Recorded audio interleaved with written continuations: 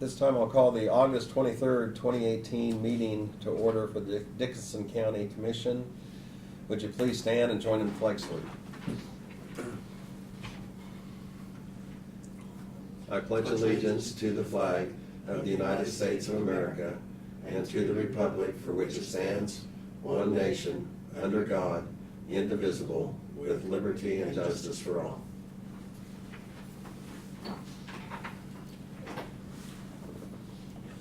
Okay, on the agenda we do have one item to add, and that's a resolution in regards to declaring some I-beams as surplus.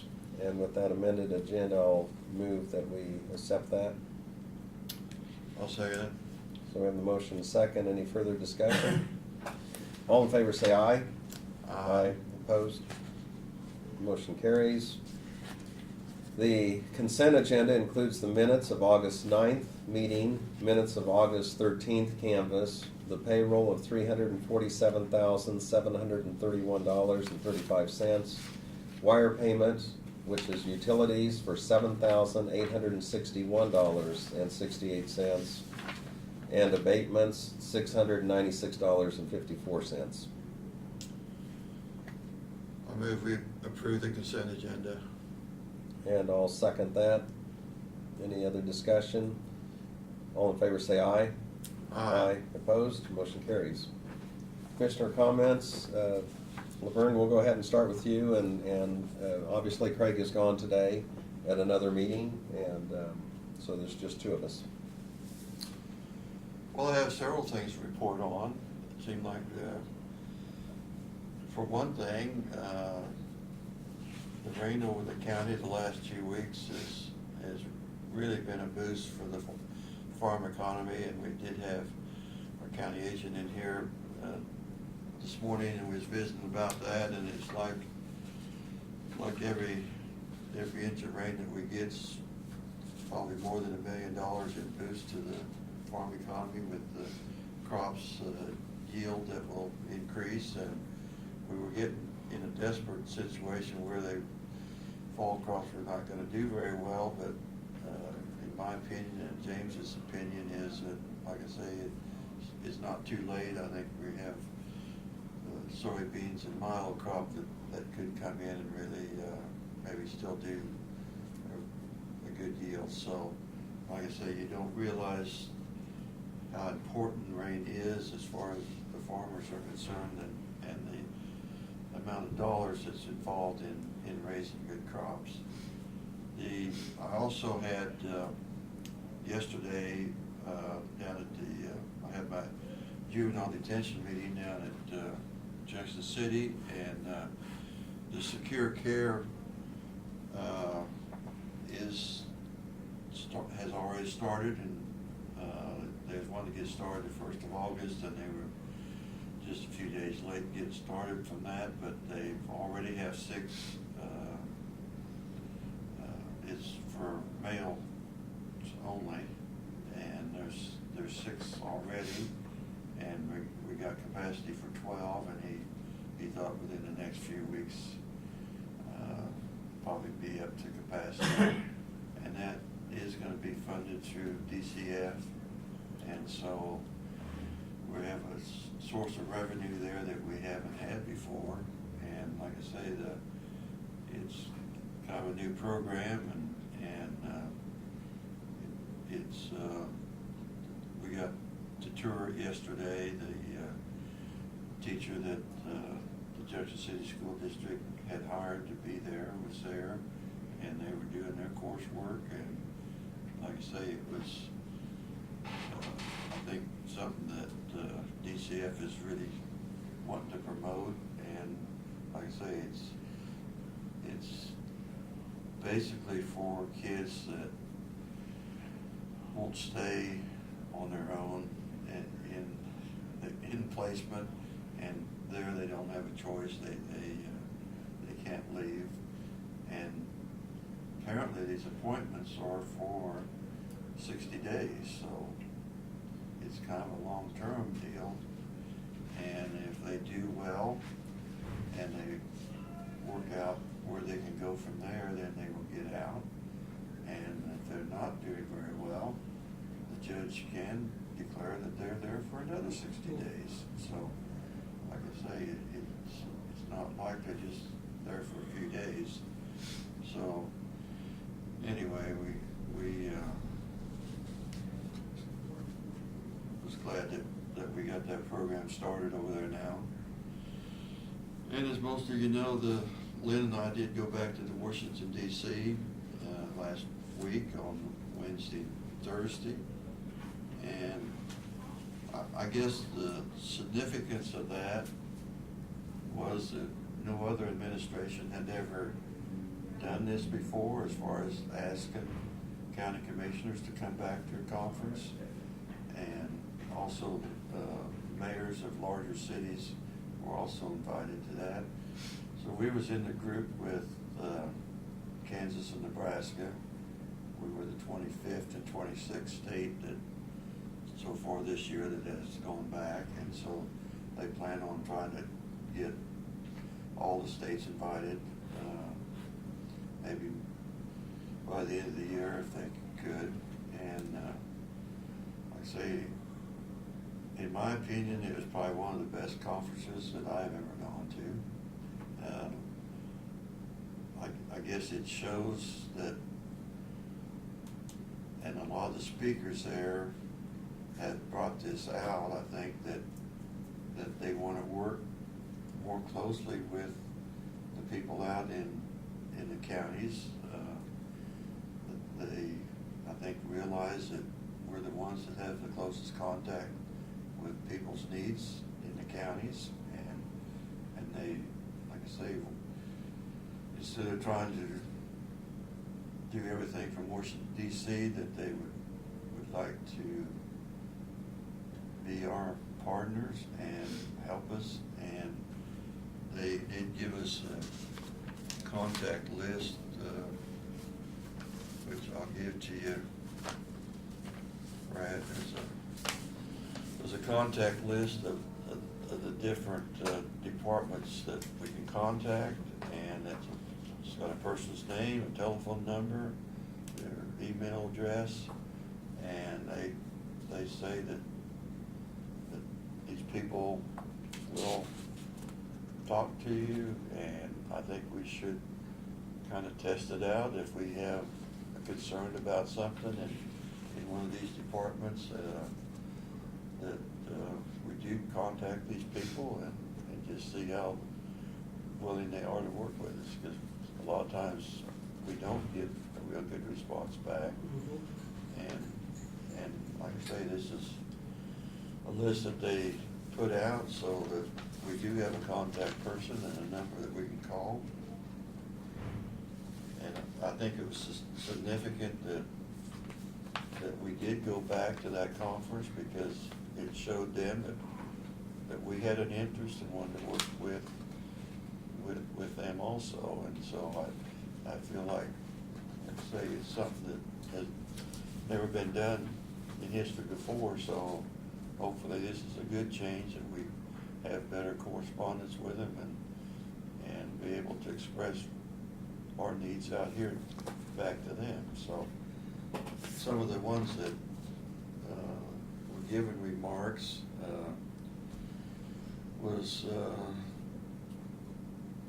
Department of Education, the Environmental Protection, Kellyanne Conway, Assistant to the President, gave an outstanding presentation.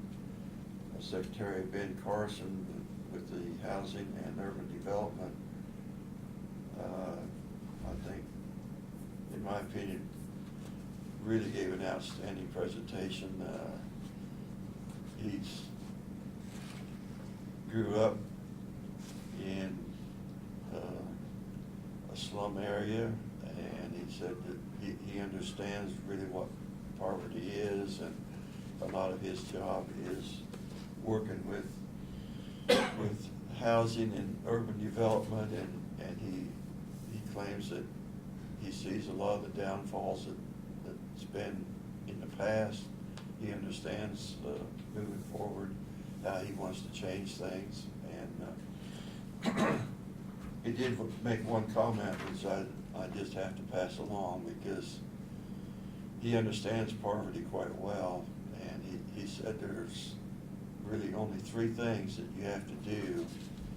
If you do three things, it will guarantee 98% of the time that you won't end up in poverty, and only a 2% chance that you would if you do these three things. And I thought, well, these three things are going to be so far out that nobody will be able to achieve that kind of thing, you know. And the first thing he said, number one, was get a high school education. And for most people, that isn't out of reach. It's something that they can do. The second thing was to get married, which is kind of old-fashioned, I guess, but that was, he said that statistics have showed it, and research has showed that these things really do work. And the third thing was not to have children until after you've been married. And, you know, if you accomplish those three things, 98% of the chance you won't end up in poverty, which is just, you know, it's something that we used to take for granted, I guess, in old thinking that's just something we always had done, but apparently, you know, that those are very important three qualities to have. I just really respect him, that, you know, the values that he has, and we grew up and was able to achieve what he's been able to achieve. So I won't go on anymore. But Lynn and I, like I say, we had a great trip. We made all the flights and was able to maneuver around in Washington, D.C., which is sometimes a challenge, but like I say, I'll give these two things to you, Brad, so that you can keep the list on file. And like I say,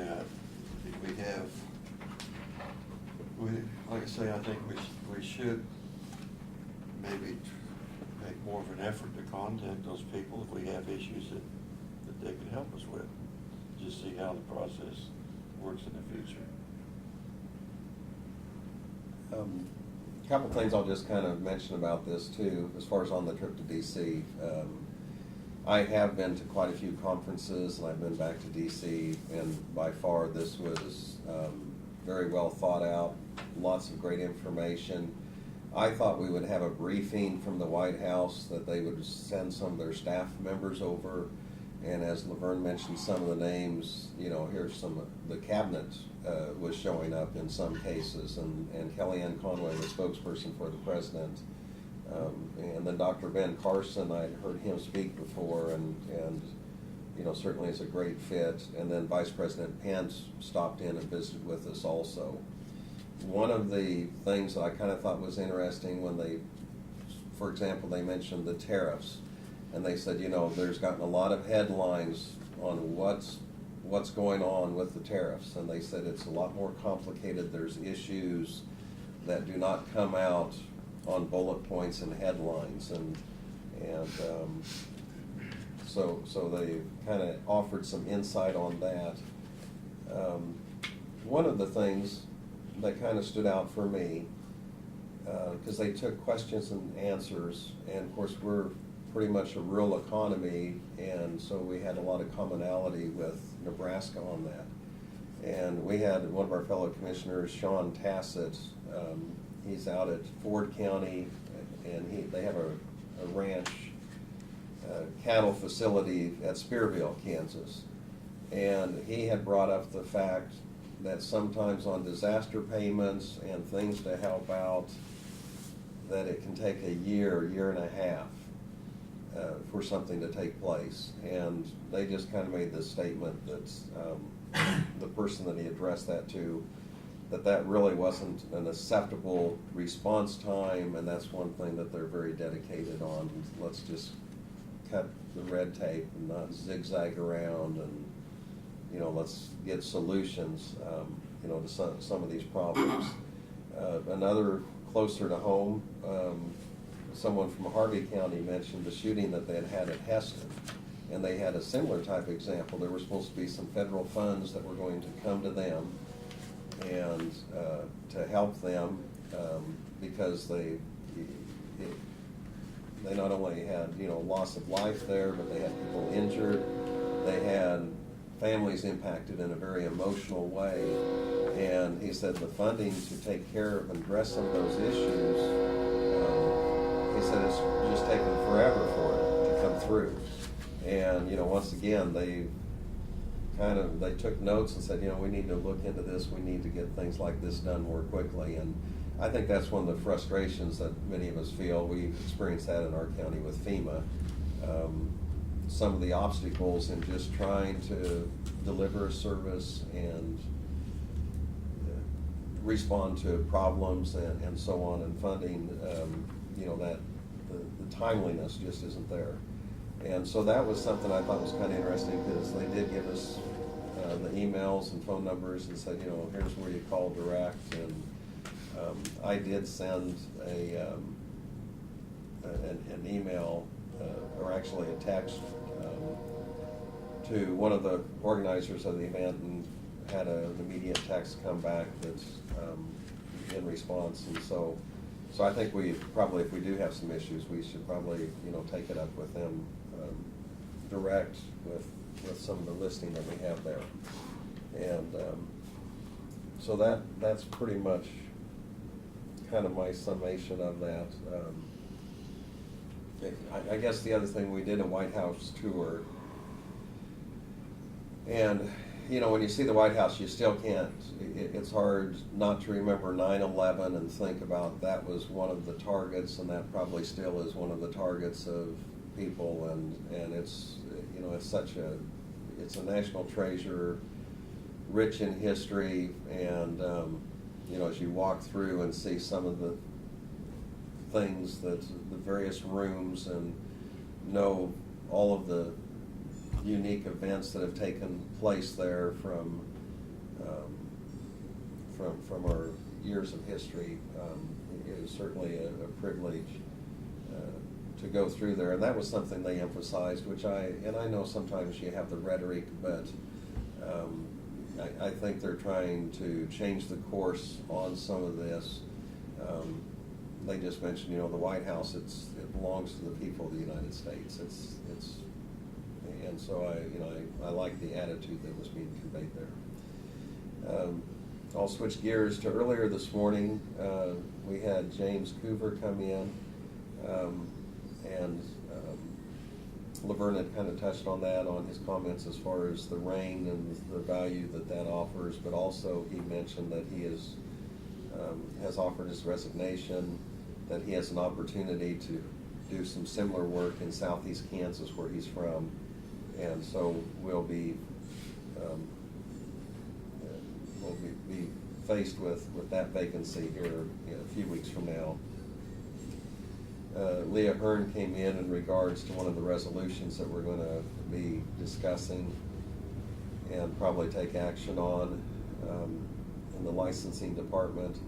And then John Holtgren came in and gave us an update as far as EMS and some of the changes and challenges. And of course, that's one of the most important services. You know, a lot of times we're fully staffed 24 hours, obviously, and there's some downtime up there, but when people have an emergency, and especially that of a medical emergency, their professionalism and response is of utmost importance. So that's all I have in regards to that. I don't think we have any petitions or proclamations. I guess I will mention one other thing, and this was just from comment that I received, surprisingly, from a couple of people, and independent of each other. And one, I'm not even sure, I'm not sure they were for the jail issue as far as their vote, but anyway, two people have conveyed to me, they said if we're going to do extensive remodeling and renovation, taking care of the old part, but also adding on, there should be artistic features in the design. And so I don't know if they were just thinking of something that would be in the entryway or doorway, or, you know, maybe something inscribed, or a piece of art.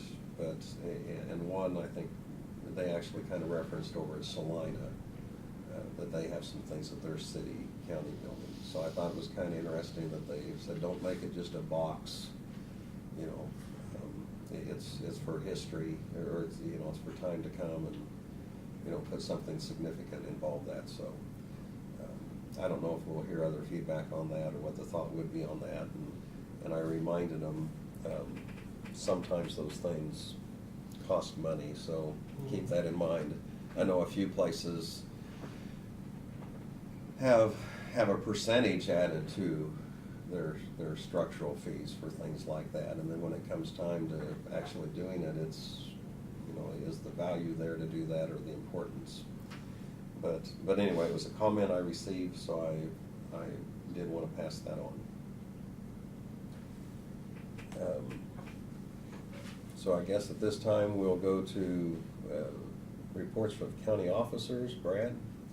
Okay, a number of things today. First off, we have been reviewing our cybersecurity abilities, and Sherry reported to me that we had, as you heard in the department head meeting a couple of weeks ago, we had a couple attempted attacks that come through our firewall, and luckily they had been able to deal with those. But in researching those, we learned that the two software antivirus programs that we paid for in the past and currently subscribe to did no good, and that these contacts went right through the firewall, through that software. And fortunately, we got somebody like Sherry on staff. She did the research. She's come up with another program that we intend to replace those two with. It would have caught these and should give us a lot more protection. However, when you increase that ability, it comes at a cost. We pay about $2,500 a year now to those other two programs. This antivirus program will cost us about $5,000. So it's about twice what the cost is. However, the extra $2,500 I think would be a small price to pay for the alternative of ending up like Barton or Butler County and having one of those come through our firewall and a ransomware to where we're locked down and we can't function for who knows how long. So I've given her the authority to move forward with it, and just to brief you on that, to let you know we are doing everything we can to maintain the highest degree of security that we can on our computer networks. So we also are members of a consortium out of Washington D.C. through Homeland Security that we monitor, JT and Sherry monitor the most recent threats throughout the nation, and it's certainly everything I've said so far doesn't preclude anything from happening. We're just doing our best to make sure that it doesn't.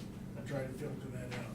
Employee education is also a very important component of that security function, and we are doing our best to make sure the staff knows if you see something that doesn't quite look right, don't open the attachment or don't go to that link. So we had met with the Abilene City Manager, and he and I actually had sat down and we're talking about having a retreat with you guys and the city commissioners to talk about common goals. And we talked about having a city-county meeting, and we kind of wanted to roll that in, or thought we might roll that into actually a retreat that we'd have some evening and have a facilitator come in. And we talked to John Devine. I'm sure Ed knows John from Salina, and I think he would be a very good facilitator for that. And he would actually come out the week before and talk to everybody personally involved, sit down for 30 or 45 minutes with each one of the commissioners, city and county, and with Austin and I. And so he'd have a good idea or feeling of what people's goals were, and talk about the Northwest Corridor and around Abilene and drainage issues and all the stuff that we have that are common in nature, specifically Northwest 14th and Fair Road and those things where Abilene is growing. And I wanna make sure that that sounded good to you guys. And I kinda gave you, in your packet, there's a sheet from John that he provided us that said that, illustrates what he would do for us, as a facilitator. I think it would be very well handled that way. So unless you have any objections, we can move forward with that. And we're looking at possibly doing it on October 1st. And that would give him the week before to meet with each one of the participants one-on-one. And then he would come back after the session and talk to us, put together a final tally, if you will, on what the conversations entailed. So we have submitted the petition to the city for Court Street to vacate.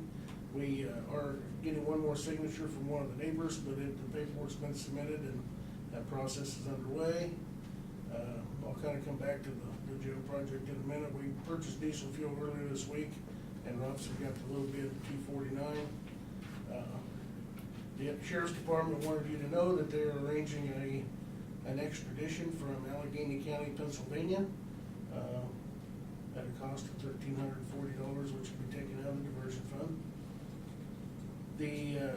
The court case that Lynn referred to earlier when John was here from Jackson County, I provided you the position paper in there that Lynn had sent me yesterday from KAC. That could certainly be very detrimental to counties of Kansas if that's upheld.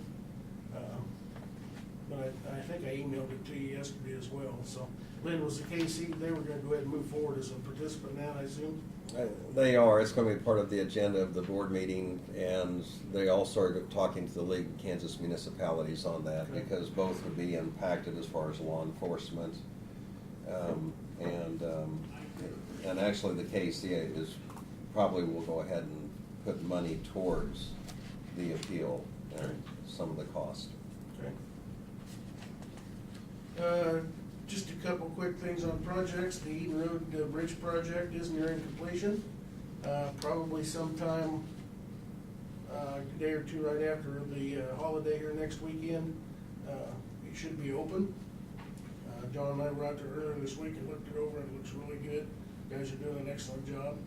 And then Union Road is progressing very well too. They poured the deck on it Tuesday. And we've got those videos on our website if you want to see that, but it's going extremely well also, well ahead of schedule, so even with the rains and stuff we've had. So let's see, going back, talk a little bit about the jail kickoff. We had our kickoff meeting on Monday. I've got a sheet in your packet that I'll kind of go down through just a couple of the items on that, but basically it's a summary of what we talked about, who attended. Just as highlights of that, I won't go through every bullet point, but phase one of the project, they are estimating to take 14, 16 months. That's kind of what we were thinking. Phase two, they're thinking would be about a 6-month project. That could be done simultaneous, some of it to the jail project. And the one thing that Josh Walker said from Lloyd Builders is the more time people are here on site, the more expensive the project is. So if there's certain things that could be done in the courthouse at the same time that the jail's being built, that would shave off some of that time and expense. So that's something that you're certainly going to try to do. Right now, the target date is to have all the documents, bid documents done by the 1st of January, which they feel is very realistic, and then put that out for bid in sometime in January, and accept the bids hopefully by the end of January. They figured about 30 days would be ample time to put it out for the contractors. And then if we accept bids the 1st of February, anywhere from 30 to 60 days for construction to start, depending on the contractor who's selected. So we could see construction starting, around the end of February, somewhere between there and the first middle of April. So rough completion date around the fall of 2020 for everything. Now for the good news. Interest rates from financial advisors from Piper Jaffray, our interest rates are looking to be about 3.85%. That's pretty good, pretty decent interest rate. They don't expect them to go up more within the next 30 days or so, as we get things done and get things locked in. Our first payment, we had told them we would like to have done in 2020. They didn't see a problem with that. Just for conversation piece, they had figured out, this other sheet you got is the bad news part. They illustrated what the difference was between us doing this now and if we had done it last year. Not that there's anything we can do about it, but the delay in the past 12 months resulted in an overall cost during the 25-year life of the project of $581,274.85. So had we done it, had this went last year under those interest rates have gone up a little bit, but over that 25 years, that equates to $581,000 more we're paying, so. And that's just interest rates alone. That's just interest rates That alone. doesn't That has nothing to do with the price Cost of of the. construction. Exactly, yeah, so. That You just- can see how just a little bit of an interest rate, which we've been saying all along, it's not news. A little bit of an interest rate increase can make a tremendous difference over a period of 25 years on something like that, so. We're working on, there's a number of questions and decisions that have to be made, most of which are gonna be very simple. There's two things that I wanted to cross with you today and get your input. One is the structure of the bond issue. We could issue the bonds in two different time frames. We could issue them now, for say half of it, and then we could wait and a year down the road issue the other half. That typically would happen, and I'm gonna do my best to explain this, so that typically would happen if you think interest rates are gonna go down or stay the same. We don't think that's the case, obviously. I just heard on the radio this morning coming in that the feds are saying they're gonna increase interest rates twice before the end of the year. Or the other option is you issue it all at one time, and then we get $13.5 million, we essentially put it in the bank, and we start paying interest from day one on that at 3.85%. So if you look at you've got $13.5 million, now you're starting to pay interest, that value's starting to go down a little bit. We would put it in the bank, we would invest it at whatever we can get the best interest rates on, and so we'll get a little bit of interest back. What the financial advisors were telling us Tuesday is that for the first time historically, some of those interest rates potentially could surpass what we're paying on interest. So that's not a windfall for us, because by law, if we gain 4% interest on investments through the municipal pool that Lee invests in or things like that, that extra 15% goes back to the federal government. We don't get it. However, it keeps that amount steady and we don't lose any money. Now, they're saying at worst, they told us they would project, and it's just a projection, that we might lose $50,000 by doing it all at one time. However, if we wait a year on half of it, you might lose half of the $581,000 theoretically. So it's our position, Janelle and I's position, that we issue it all at one time and get it taken care of and get that interest rate locked in at that 3.85%. And so I just need a little guidance from you guys if you would agree with that, so. I'm comfortable with that recommendation. Okay. Yes. The other one is and it's kind of a no-brainer, but it's the optional redemption. And that just simply means that after the call date, however many years that is, 3, 5, 7, that we would have the ability to pay it back early if we had extra money on hand and cut some of that interest rate off the tail end of the 25 years. And I think we've talked about that before and wanting to have that ability. I think there's some difference in what they have to put that in up front, and there's some difference in what the bonds cost and things like that. But it's pretty insignificant to be able to have that ability and set that call date. And I felt like you guys probably wanted that. I think we want that, so I just wanted to confirm that. So. That would be after how many years? You know, for some reason, I wanted to say, he told me it was like 7 in conversations we'd had in the past. The 7's typically the call date as far as years, so. I don't know what it would be on this, they'll be able to tell us, so. The rest of the information here, I won't go through in details. Most of it's gonna be stuff that Piper Jaffray will do for us and they'll determine. Janelle will be working with them to determine what the draw date is and when we'll need certain money and what we can invest when for how long, so. But the meeting went very well, and the Goldberg Group now will be providing their information to Lloyd Builders, and they'll be working together to get the final bid and information together, and we'll continue moving forward. We are starting now to do the site survey. We'll start that immediately, and it was determined that the best way to proceed was, we want to make sure there's nothing, no hazardous material, anything underneath this site as we dig into it that we're gonna discover, a landfill or something of that nature. We determined we're gonna do an ALTA survey to start with, which basically the special surveyor comes in, goes through all the records for the history of this property and determines whether or not there was ever anything here that could have produced any type of material that would be hazardous.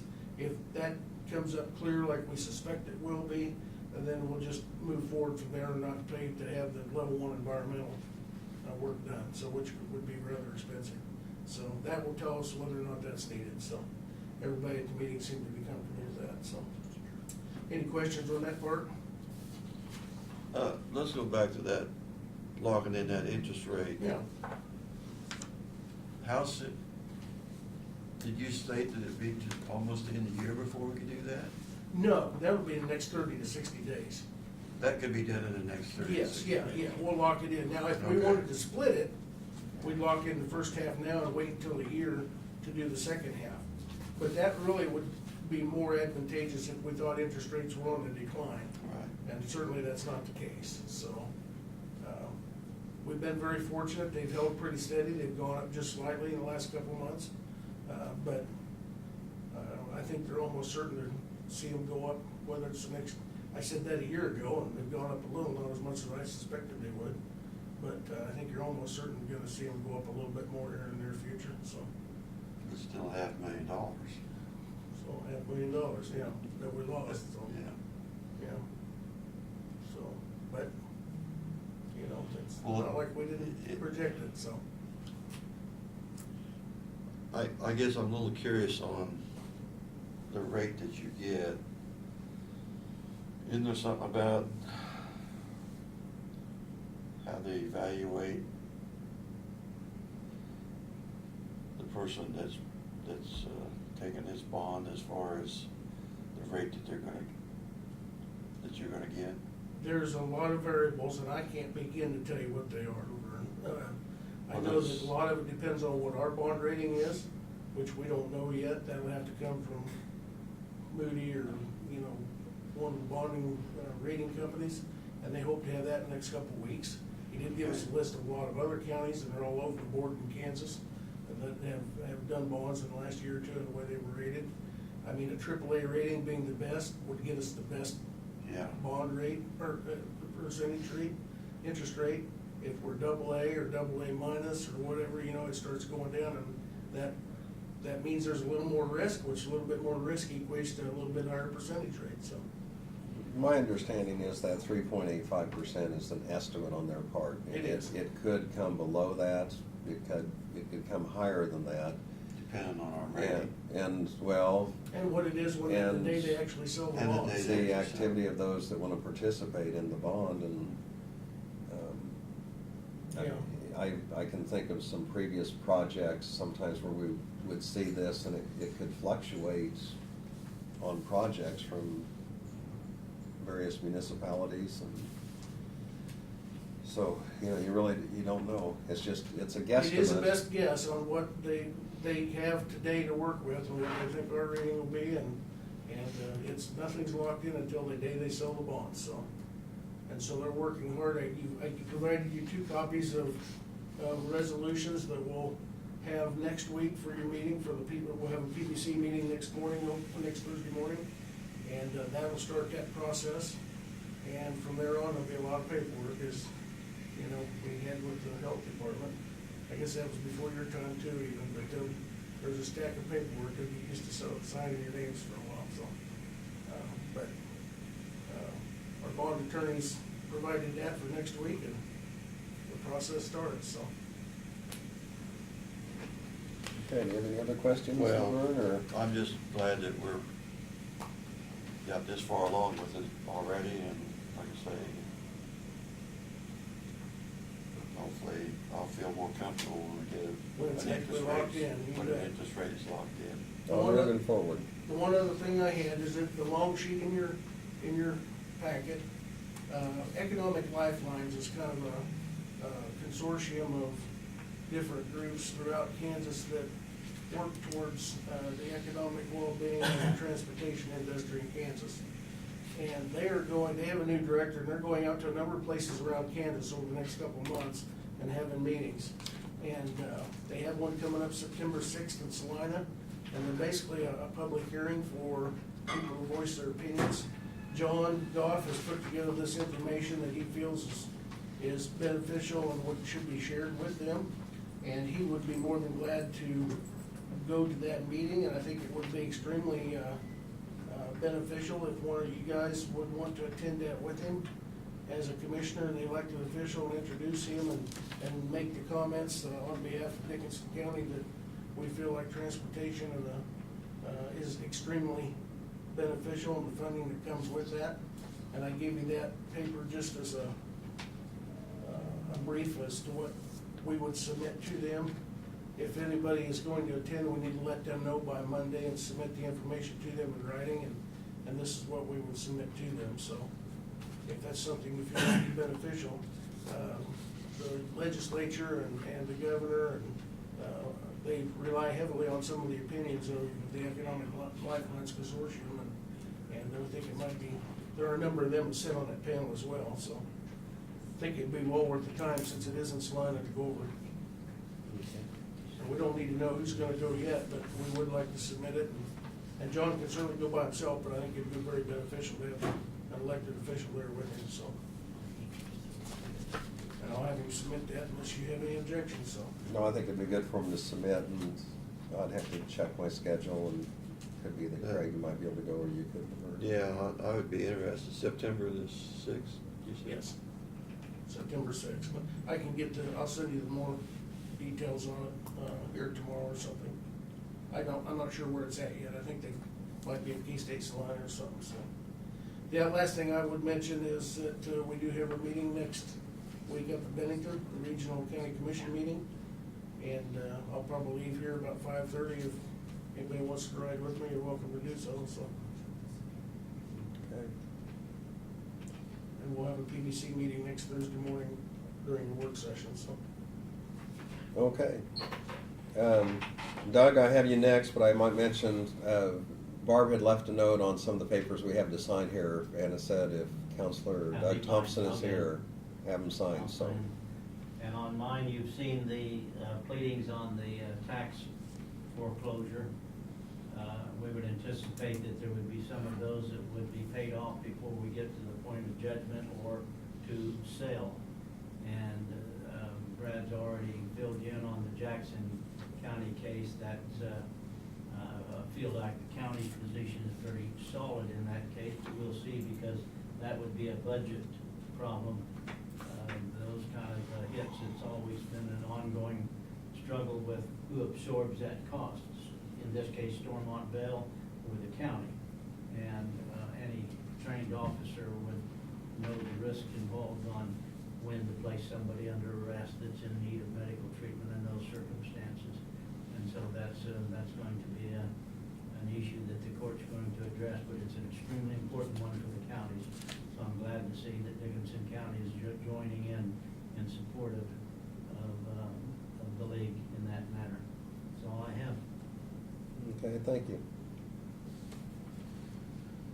Under notices and communications, actually, we just have a county news paper, and that is all that I had as far as communication. We'll move on to resolutions. The first resolution we have is in regards to a fee charged for each driver's license issued through Dickinson County Courthouse.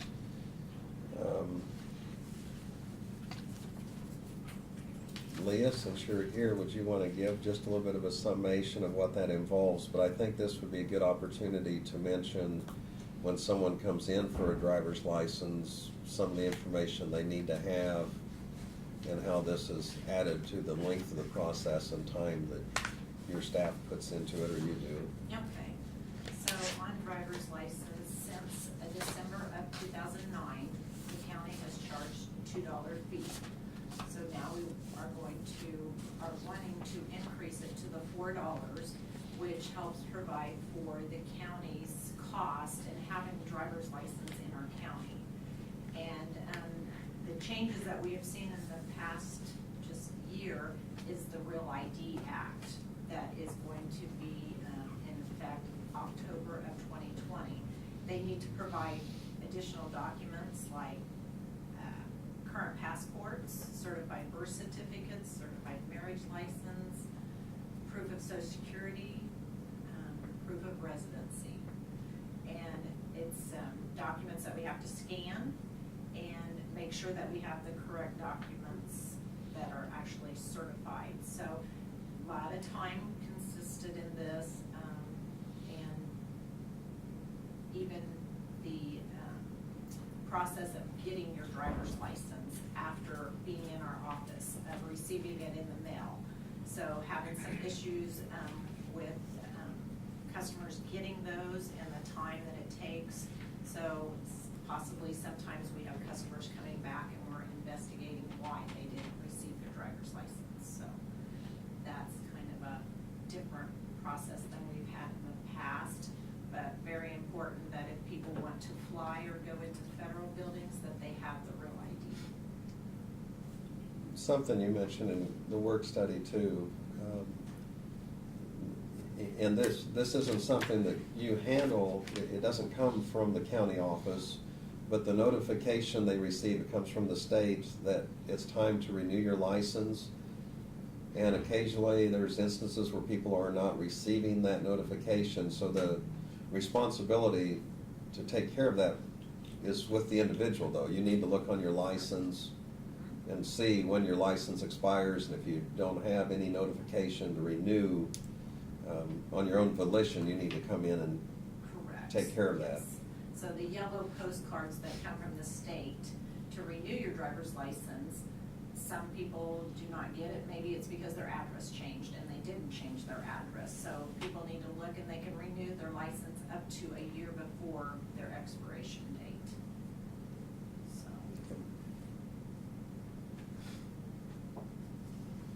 Okay, so this would increase it to $4 from the old fee of $2. And this would go into effect September 1st. September 1st, okay. I would go ahead and make the motion that we adopt its resolution number 082318. This is increasing the fee charged for each driver's license issued through Dixon County Courthouse. I'll second it. We have the motion and the second. Any further discussion?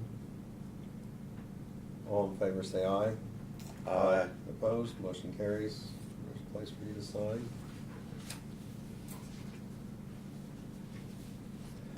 Thank you, Leah. And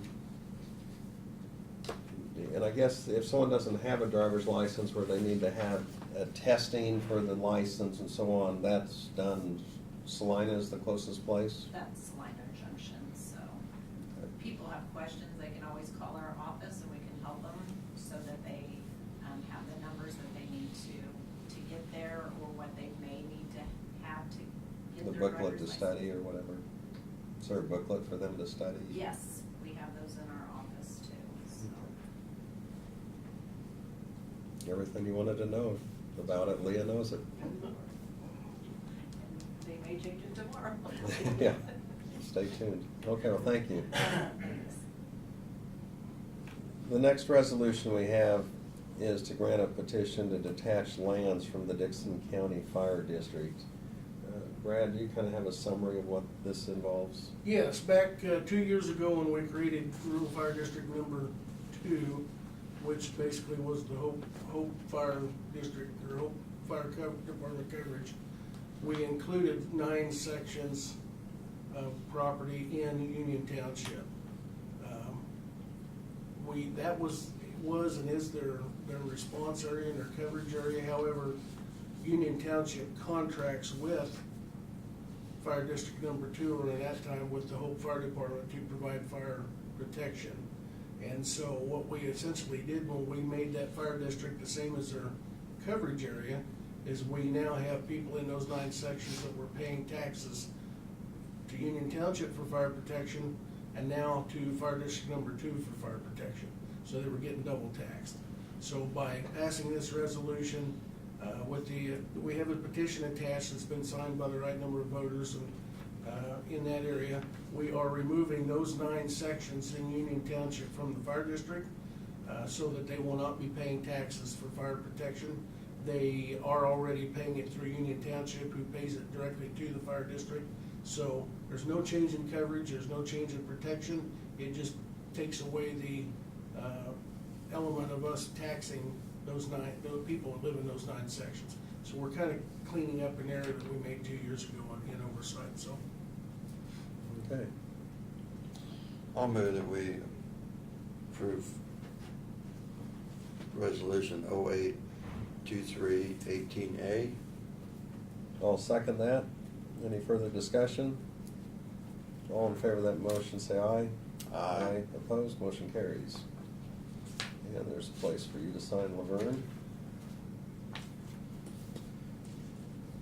The next item we had was one that was added on, and this is to declare surplus some I-beams that we have. And Brad, do you have anything to add to that? Yeah, Declare these are- surplus, where do they go? These are some I-beams that came out of a project we just did up on 3200 Avenue. It was an old bridge that was pretty bad shape, and when they took everything out, the beams themselves underneath were in fairly good shape. They're not new and have age to them, but they are worth something. So the guys brought them back to the yard, and we've had Purple Wave come in along with our loader that we have surplus, and took pictures of them, thought we could sell them. So, well, I forget, it was there 14 of them or something like that? And 9. 9 of them, okay. So it's not gonna be a windfall by any means, but it's not something we would wanna use and put back into a bridge, but they will sell and somebody will be able to use them, so. Okay, thank you. How are they gonna handle that as far as pricing them? It's It's an a online auction, it's Purple whatever Wave. somebody bids. Purple Wave. So There's no- they there's just no go on reserve. Purple Wave? Yeah.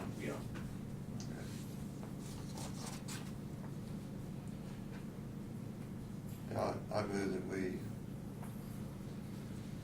approve resolution 082318B.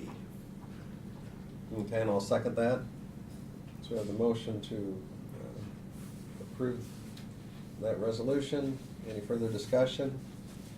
All in favor say aye. Aye. Opposed, motion carries. Don't have anything under unfinished business or other business. Chancey, did you have something for us, or were you just here to, For my good looks. well, He's waiting on me. the cameras, we won't, we don't have to comment on that. You got the laughs, that's the main thing.